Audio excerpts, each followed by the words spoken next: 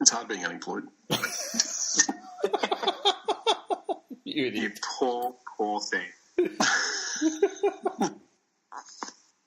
Did you hear that? Did you just rip one? Oh, it's fantastic. That's the second time since we've recorded, all this time you've ripped a fart live on air. Thank you for the quality intros, Vince. Insert Minisode here. Minisode!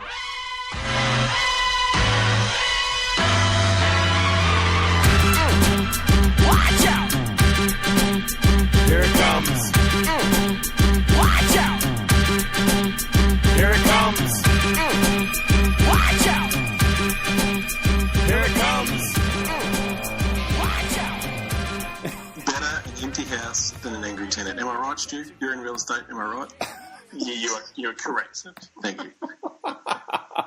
It's a fucking weird analogy, but yeah, you're correct. It's a terrible one, It's so true. but we'll allow it. You don't want an angry tenant. Oh, God. Actually, first of all, welcome back to both of you. It's great to have our first episode for 2018. I'm not even sure how to do this anymore. Yeah, I know. I feel a bit Not sure how to perpetrate this podcast. perpetrate. Don't ever use that word again. Okay. Not like that. Is it too close to penetrate? It is way too close. I feel Yeah, violent. sorry. Stu, everyone online wants to know, are you still rocking the beard and is your daughter still flipping everyone the bird? That's been the question of the off-season. There is a loud, proud, resounding yes to both of those, both those questions. In fact, so as we're recording right now, it's 10 o'clock at night. I'm pretty sure if I was to sneak into her bedroom, she'd have one of her fingers up. She does. For anybody who hasn't seen, I've got a public Facebook profile. Part of that's due to my business, and the other part is that I don't give a shit who sees anything that I do. And we're on holidays, and it was like 9 o'clock at night. My kids had like 10 ice creams and just sugar all day, and it was a silly hour. And they got into this insult battle with their cousins, and my little 6-year-old was running around sticking her fingers up at everybody, not really knowing what it was, but it got captured on some pretty cute photos. It kind of went a bit viral. So I'm dad of the year at the moment, which is awesome. And my wife is not really impressed that I uploaded it. I'm a little bit disappointed it didn't become your profile picture. That's all. There's still time. I'll give it legs. Once something starts to die out, I'll bump it again. Like I'll just like it in the middle of nowhere, and it'll pop back into everybody's news feed. And, I'm good at this social whoring. Excellent. And I'm going to keep growing the beard. Until a client tells me to shave the beard, I'm going to keep the beard. Nice. Well, do you hear that? Is that coming up on them? You guys hearing that? Sound the alarm, gentlemen. The courtside alarm's gone off.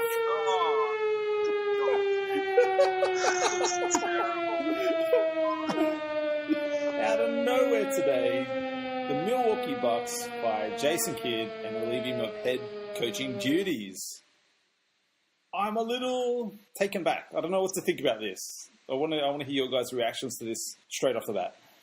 I was a little shocked, to tell you the truth. My first thought was, here we go, another superstar's got a coach traded. But boy, was I wrong. I thought Giannis might have something to do with it, but turns out Giannis offered to save his job. Apparently loves Jason Kidd. But, that game over 500? I think Giannis actually said, no, you stay, I'll go. I mean, aren't they sitting the 7th? I thought they were sitting like 7th in the East. I mean, I'm sure a lot of people had them pegged, sort of that top 5 this year. But, I mean, we're not even halfway the season. They're still, like, if they were to string it together, like, 2 or 3 wins, they jump straight back to, like, near 5th anyway. So I just find the timing of this really, really odd.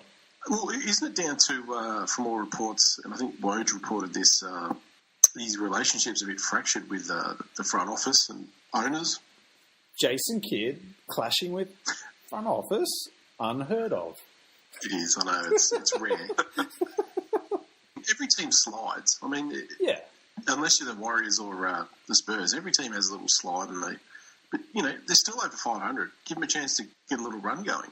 I feel like for them to make a move like this and now at this particular time, I just feel like maybe they've got someone else in mind to come straight in. Like, fair enough, maybe if this was after All-Star weekend, after the mid-season and heading into playoffs and you're sitting in the 7th seed, like, or looking like you're falling out of the playoff picture. But, I mean, as we all know here, like, everything changes once playoff starts. And Milwaukee made some good ground last year.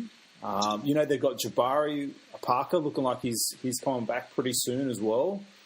They're taking the time with him. So, there's been injuries and, I mean, Giannis spoiled everyone at the start of this season with his production and everything, and obviously that's dropped off a bit. But, I mean, I just feel like this is very weird timing. Yeah, it feels really trigger-happy to me. Their record, there are other coaches that I would have thought are in hotter seats and were more likely to be dropped than Kidd at this point of the season. I mean, what are we, a third? I don't know. I mean, obviously front office don't like the brand of basketball that's being played. It has to have come into it. I don't know. It is a little weird. The team seems very... I don't know. It's easy from the outside looking in to say this, but I still don't know what their identity is. They'll have games where Middleton just goes off, and they'll have games where Giannis goes off. And I know that's a great benefit to have, but who's the alpha and whose team is it? And then you've got other games where it's spread and sort of you've got like 6 or 7 players all in double digits. And it just, I don't know, it kind of seems like every game they're kind of not winging it. And I don't want to sound disrespectful to Jason Kidd. He's obviously a player's coach, but maybe, I just think obviously the head office probably had a different direction in mind, and they figure, let's just cut the cord now. There's no other reason because, I mean, their record isn't that bad. They just must have had our expectations. I mean, they've got a new GM this year, right? He just came in, if memory serves. So is this him, like, maybe marking the territory, It could be a really bad pissing competition if they don't get it together under the stewardship of the new coach. I just think it's really early to have done it. Yeah. Odd. Very odd. Well, I'd be very surprised if he got another job. Jason Kidd, really? Yeah. It's the same thing. It's two head coaching positions, and 2 times he's had trouble with the front office. That's got to be red flags for any owners or management thinking about hiring him. Yeah, true. Yeah, that's a good point. It's solid. Always quick to back yourself, Vince. We like it. We'll move away from the Milwaukee Bucks and see what transpires in the next couple of days. But another little rumour that floated around there is that apparently the Charlotte Hornets are having a fire sale all of a sudden. Now, since this has sort of come out, I have heard reports that MJ has come out and said that he's not shopping Kemba Walker, as reported. But I don't know how much I believe that. He's certainly listening to offers. I suppose the biggest factor with this Hornets team is they're quite full as far as salary, so their wiggle room's very minimum. And by reports, they've been trying to unload guys like Nicholas Batum and even Dwight. Again, just weird timing. Charlotte's actually doing pretty well this year. Dwight's looking great. I mean, Kemba's been so solid for them. I don't know, just to trade Kemba, even like the thought of that, it just kind of feels like the Isaiah Thomas thing a little bit. It's like he's been so loyal to that franchise. He was there when they were the Bobcats. I mean, and he's improved and he's become that all-star. He's become almost that franchise guy that they really wanted. But some thoughts on what's going down in Charlotte, guys? So they trade Dwight Howard. You're going to start Cody Zeller, Frank the Tank. I don't get that. I'd be, if I'm going to move anyone, it's Batum. Kid Gilchrist. I think Kid Gilchrist has had enough time there. I know he's been injured a bit, but they're the two I'm looking to move at the start. If they trade Kemba, they don't deserve to have a team. And if I was a fan, I would just give them away. Oh.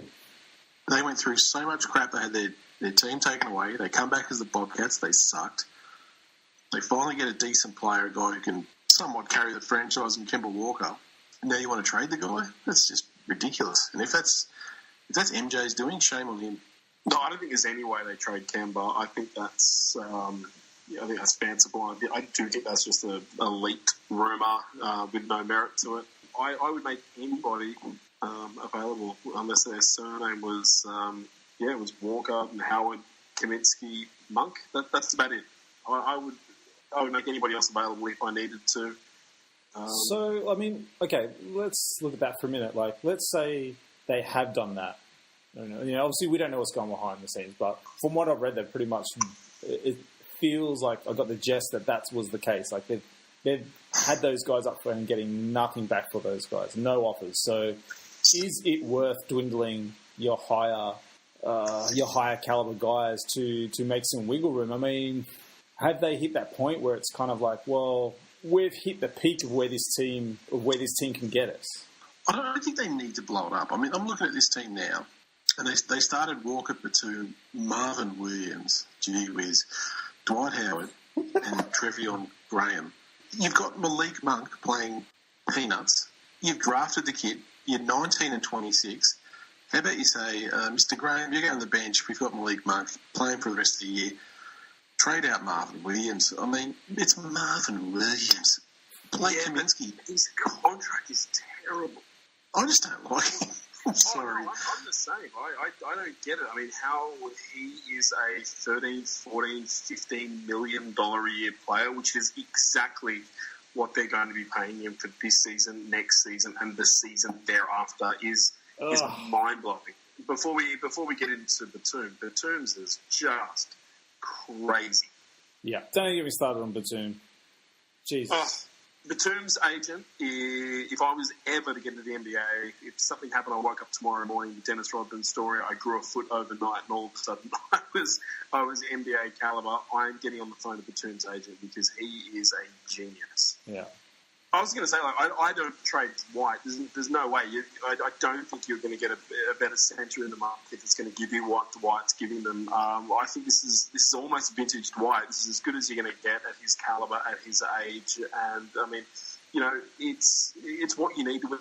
To be competitive in any conference is somebody that's going to clog up your middle and defend your guys, back up your guys, and be able to get boards. And, he is... through gritted teeth, I say this, coming from being a Lakers fan, but this is a very solid season for Dwight Howard, and there's no way I dangle him. It's like Benson said, Howard, Walker, Frank the Tank, Keith Malik Monk, maybe Jeremy Lamb. This is the NBA. They've got to be able to trade either Batum or Williams, and one of them, or stretch one of them. Whoever's the cheapest, stretch them out. It's just not working. I mean, maybe we're kind of looking at this wrong too. Maybe the actual problem in Charlotte is maybe the inability of Rich Cho. Thank you. Goddamn. Maybe it's not the players. Maybe it's not the caliber of players that they're sitting on there. Maybe it's the inability of Rich Cho to get deals done, and maybe that's something you need to look at. Well, they've got to do something. I mean, they're like 5 or something games out of the playoffs at the moment. It's not good enough for this roster. These guys in the East should be competing. I mean, when I say competing, they should be competing for an 8th or a 7th, but they should be better than their record. The fortunate thing is your fortune can change pretty quickly at that low end because it's a logjam, and it only takes, as we mentioned earlier when talking about Milwaukee, it only takes a couple of games winning streak and a couple of other teams to falter, and you're back in the race, and there's a lot of season to go. But they do need to do something because this is an underachieving team for a fan base who deserve better. Hey, look, we've got to talk about it because they're the team to talk about, really. We want to chat about this Cleveland Cavaliers team. Look, 27-18, they're sitting 3rd in the East. They're 3-7 in their last 10, but it just feels like the wheels are falling off a little bit too. I don't know. It's kind of a strange, wondrous thing to watch, and then they're having emotional players meetings after it where everyone's calling out Kevin Love, and I mean, we saw through the week, we saw LeBron have what looks like a pretty big go at the bench and the coaching staff. I can't remember what game that was actually, but I'll link you guys in it. But they've just got IT back into the fold now, so they're 3rd in the East, and it just feels like they're falling apart. I mean, it's quite crazy. I was chatting to Joey about this the other day from Timberwolves Explosions on iTunes. Check it out. Joey! And he was sort of asking the question, what's going on there? And my thing was, IT's back. He's... I did watch a half of the Cleveland and... I can't remember the other team. But IT looked to be trying to look after guys like Jay Crowder, who played with in Boston, and was looking to try and get guys like that some plays to get them going. I'm pretty sure that wasn't happening before he started playing. So I think there's going to be an adjustment there. I think that's a little part of it. For the players to come at Kevin Love, who's given them 20 and 10, who's played really well. He's been balling this year. When Derrick Rose can go on a 2-month little, what do they call them? Sabbaticals. Because he's a little bit emotional because he's, all those knees that he's blown out. And Kevin Love gets sick for one day and he cops it. The uproar... And Derrick Rose gets off scot-free. Dude, you're calling out Derrick Rose? Doesn't sit right with me. And he should... If I'm Kevin Love, I'm just going, you know what? Trade me. I've got my ring. I've got my $100 million. Trade me. Yeah, to the Lakers. To the Lakers. You call out Derrick Rose, man. What about J.R. Smith, who's done nothing? What about... He has been... Who? Yeah, those things. If J.R. Smith is there after trade deadline, they are not serious. Well, they're not anyway. They're not anyway. Even if they do right the ship and get through and they represent the East in the finals, I don't give a shit. Whoever finishes, be it the Warriors or be it the Rockets, they are going to sweep them. Yeah, I don't even think they make it that far, to be honest. They're not going to bow out in the first round or anything, but I don't think they make it to the NBA Finals. I feel like it's just too much going on. No, they can't beat Boston in 7 games. No way. And I don't think... And look, we've heard all the trade rumours. We've heard the pieces that they've been thrown around there. We've heard they want Lou Williams and they want DeAndre Jordan. They don't have the assets to give up for that. No, and terrible contracts. They got shitty contracts. Yeah. Yeah, they're in trouble. This is, a lot of this is GM LeBron's fault as well. Yeah, I was going to say, and that's the thing with this, right? It's like they also don't want to give up too much because, look, they probably could get a piece if they were willing to give up that Brooklyn pick, but they're not going to because management knows, like half the league knows, that LeBron's will stick around for another year of this. Yeah, I don't think they're going to want to rebuild through the draft. I don't know. I've said it. They trade LeBron. You think they trade LeBron? Oh, that'd be huge. I think they trade LeBron. I think it's going to be massive.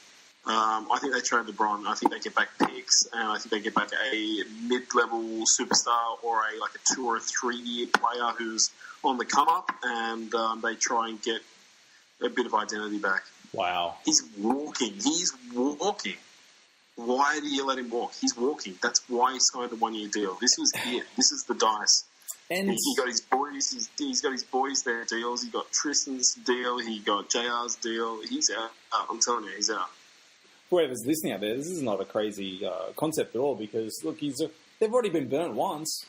Oh yeah, and that's why I don't think there's any way in hell Dan Gilbert is going to let that happen to him twice. Yeah. And that's my reckoning. That's my reasoning. And if he does, then. Oh, look, okay, he got his ring, cool. So, that's a two-way street. They got what they needed out of each other. But I don't think Gilbert gets his pants pulled down again. And it would be huge. That would be massive. Huge. I honestly think Gilbert will... He's asking himself... I think he's asking himself that question, Stu. Do I get burnt again or do I trade him? I think he's definitely going to ask that question, but I don't think he'll pull the trigger. I kind of feel like it makes a lot of sense... Like, for the franchise as well, Well, that's what I think. I'm sure this guy doesn't want to see his franchise value drop, 50%. And look, it's going to take a hit, but, there are plenty of teams that would give up a lot of money to have a LeBron James who, despite his age, is putting up statistically, with the exception of his man-on-man, one-on-one defense, statistically in terms of offensive output, his best season ever. The Lakers would, I think, would give up a bounty. I think there'd be other teams who would do exactly the same thing to get it done before the trade deadline. I still think there's plenty of time to turn it around. I was super high on this Cavs team with all these additions they made. I still think they can turn it around. There's plenty of time. But are those additions panning out? Do you know what I mean? Because they're really relying on old horses. Well, not so much old horses. But, they're relying on the the Kevin Loves to get it done. I mean, Tristan Thompson. He's been balling his ass off. That's what I'm saying. That's what I'm saying. I mean, like, just give IT a bit more time. I'm just saying played, that 5 games. Yeah, I'm just saying those new additions that you're talking about haven't really panned out. I mean, I think IT is definitely the exception to that rule, but has anyone else? I think Uncle Jeff's been all right. He's been solid. I think Jeff Green. They've got what they expected. I mean, he's pretty solid. He's 1 Jay 6. Crowder isn't the same Jay Crowder in Boston, but geez, Jay Crowder's had a lot going on. I mean, I think his mother died the same day he was traded.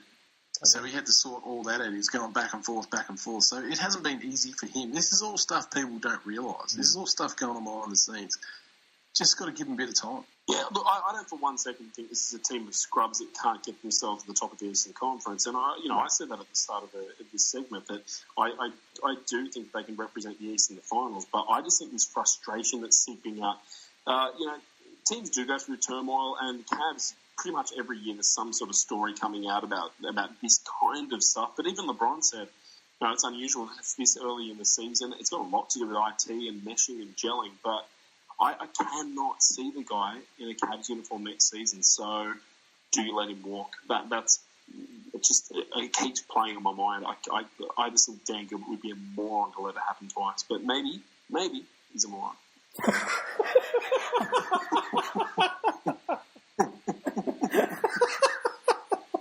Highly possible. Oh, let's go. Nice bits. I don't know about you guys, but I felt like last week's NBA was just fucking great. Like, it was just great. There was just so much biff going on. Just the fighting. There was so much. So we had, like, Ben Simmons versus the Raptors and Lowry.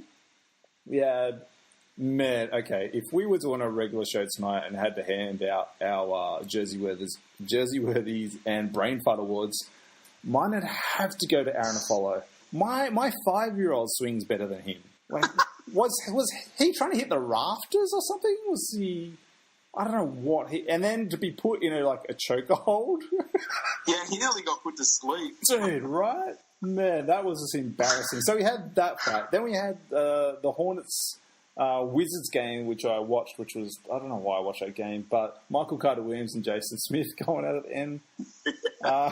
Then we had my favourite one of the week, obviously, got a lot of clicks online, was obviously the Clippers-Rockets scuffle. I just want an 8-game series. I just want a 7-game series out of those two teams right now.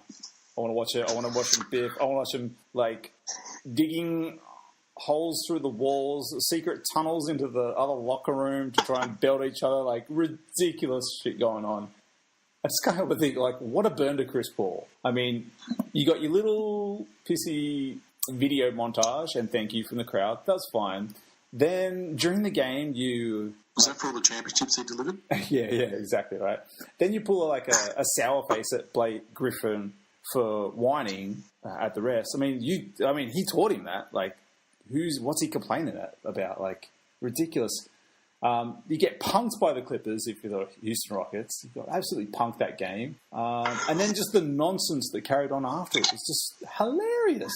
Well, I can tell you now, Chris Paul doesn't want a 7-game series because he'll be injured. Chris Paul, seriously, you'd be like throwing cream puffs at a brick wall. Why is he trying to fight? I can't stand the man, seriously. He is playing good basketball. He is, I'll give him that, but he's still an absolute plonker of a bloke. I think the Clippers are playing pretty well, actually. Where's Danilo? What's up? He's injured. Oh, you did say. Gee whiz. He's put together with... He's got... he's as brittle as bloody... He's frustrating. Because we've seen what he could do in Denver. Don't even say it, Benson. I'll come up there. Oh, boy. This show could be over quickly. Don't even bring up his fellow countryman, Bargiani. No, don't bring him up. He put shame on the motherland. Big shame. Il Mago, the magician.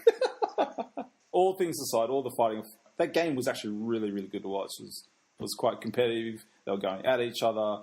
It fell apart at the end. Obviously, Trevor Ariza trying to shape up to play Griffin, which made me scratch my head. It was like, okay, Blake might not be my... I reckon Ariza can go. Dude, Blake's not going to out his own trainers. Like, he's not taking Ariza's shit. Yeah, hello, a trainer. Ariza can go, and Ariza's got that big championship ring that he won in LA. He's not a Power Ranger. Come on, bro. No, pop him in the jaw with that, it's broken. Wasn't Harden out that game? Yeah, he was. Yes. Yeah. Sure, it was, yes. So different story him in there. Yeah, I think it's got a bit to do with it. But, I think the moral of the story, and if we could, sort of surmise everything we've said into one sentence, don't fuck with Austin Rivers, really. Yeah, I was going to say, how does Austin have people coming at him when he's sitting on the bench? He wasn't even suited up. He was out injured. Seriously, man. Trouble finds that kid. They hate his guts. I love Matt Barnes' comments through the week as well about Doc Rivers and Austin. That was pretty fun. I don't know if you guys saw that. But I'll just finish on this.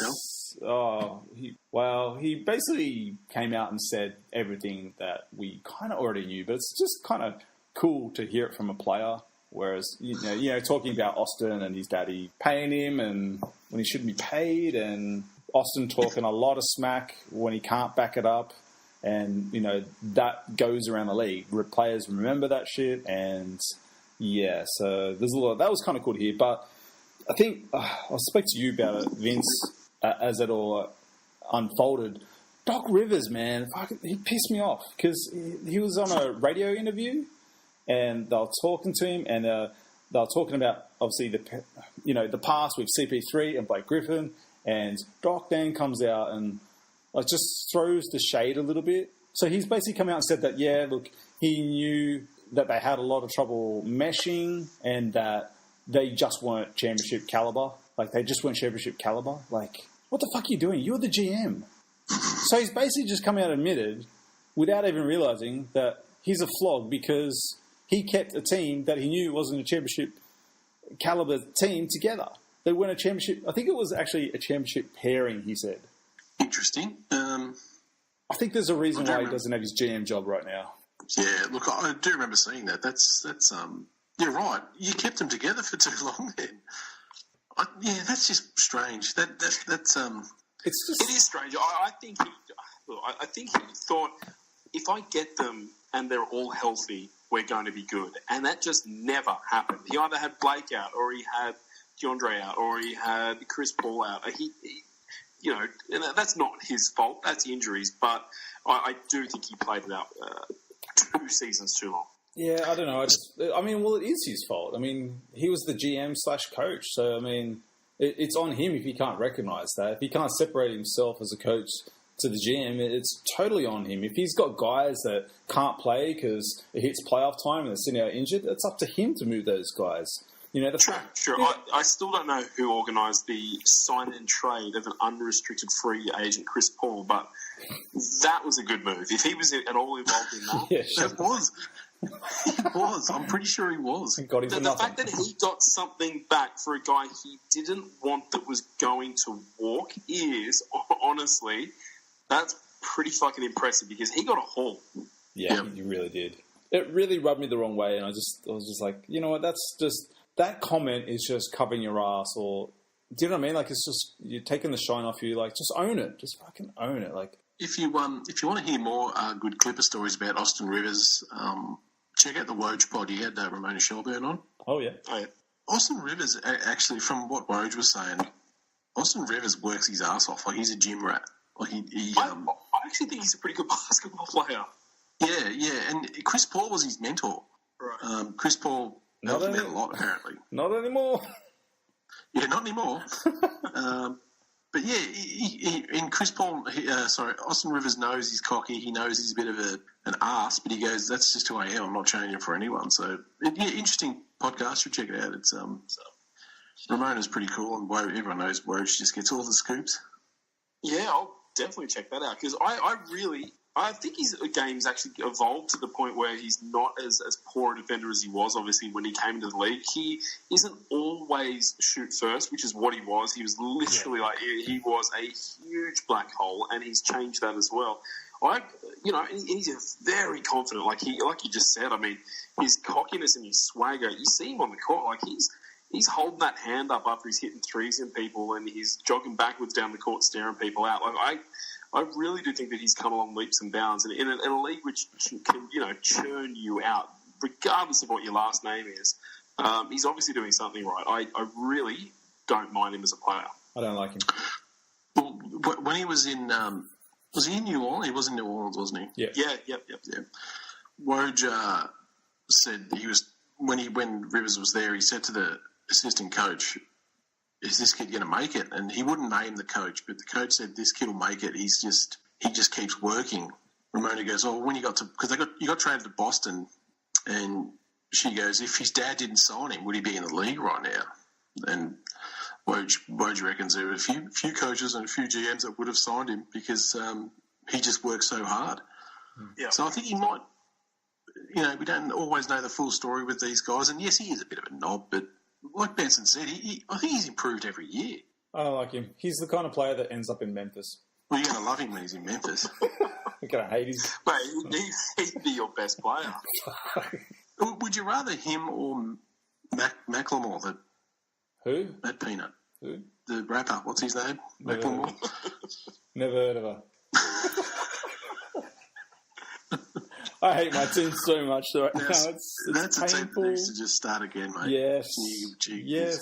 Reboot that shit. I don't care. Trade everyone. Back in bank. We got rid of the... Here's a prediction. Mike Conley demands a trade come trade week. Man, that's a guy I could see end up in bloody San Antonio, the Spurs. Oh, right. I've had enough of them, seriously. I respect them, but enough's enough. Memphis stinks, man. I'm just trying to ride this out the best I can, okay? It's emotional. It's an emotional journey, Vince. So I'm glad you're getting a good laugh out of it and kick of it, and all the listeners are enjoying this, but it sucks balls. Watch out! Here it comes. Watch out! Here it comes. Watch out! Ball